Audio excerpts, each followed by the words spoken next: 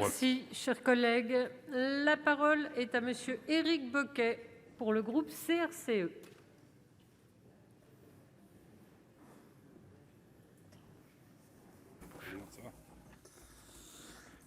Bien, madame la présidente, madame la ministre, mes chers collègues, à la page 11 d'un rapport sur les bénéficiaires des APL produit par l'adresse il y a quelque temps, on lit ceci.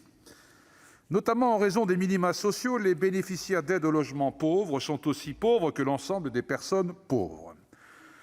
Si la tournure de phrase peut apparaître quelque peu déconcertante, elle a au moins le mérite d'insister sur le niveau de précarité des allocataires de l'APL.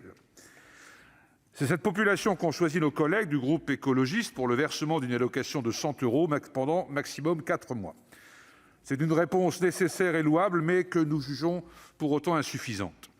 Insuffisante parce qu'elle pourrait être, pour certains ménages, moins favorable que les aides du gouvernement qui englobaient les allocataires de plusieurs prestations sociales, l'ASS, le RSA, les allocataires d'une aide au logement avec enfants.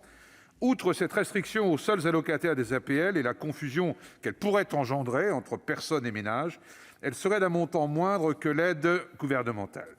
Qualifiée dans le récent rapport du Conseil national des politiques de lutte contre la pauvreté et l'exclusion sociale de « goutte d'eau dans des océans de dénuement », nous nous étions joints à ce constat. Cette réponse aux plus précaires n'en était pas une. Car lorsque, dans la version du gouvernement, une famille au RSA de 3 enfants percevait 450 € pour le seul versement de novembre, ce sont 50 € de plus que ce à quoi elle pourrait prétendre avec l'aide totale de nos collègues écologistes. Insuffisant ensuite, car l'un des objectifs de la proposition serait de remédier à la précarité manifeste et d'ampleur dans laquelle a basculé une grande partie de la jeunesse. Or, sur les 2,9 millions d'allocataires des APL, seulement 15 % ont moins de 29 ans et seulement 5 % sont étudiants, soit 133 000 allocataires. Ce dispositif manque donc en partie sa cible. Nous notons qu'il n'y a rien pour les femmes et les hommes en proie à la grande précarité, qui n'ont bénéficié que de quelques miettes tout au long de la crise sanitaire que le gouvernement a bien voulu leur concéder.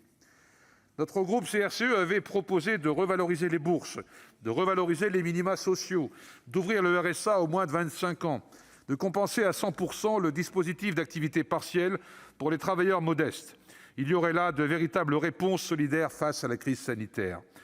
Quant au logement, le groupe CRCE avait fait adopter dans cet hémicycle, il y a quelque temps, une proposition de loi visant à revenir sur le délai de carence et à la réindexation des APL. Ces mesures auraient permis une revalorisation pérenne, au plus près des réalités économiques de celles et ceux qui en ont besoin.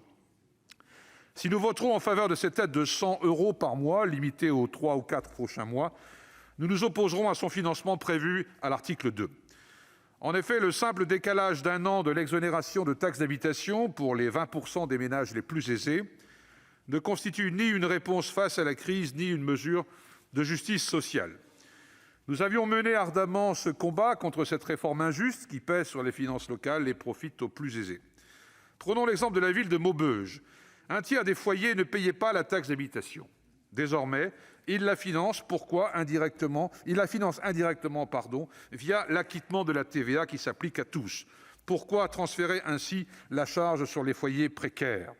Les 30 % des plus pauvres n'économisent à Maubeuge que 160 € par an.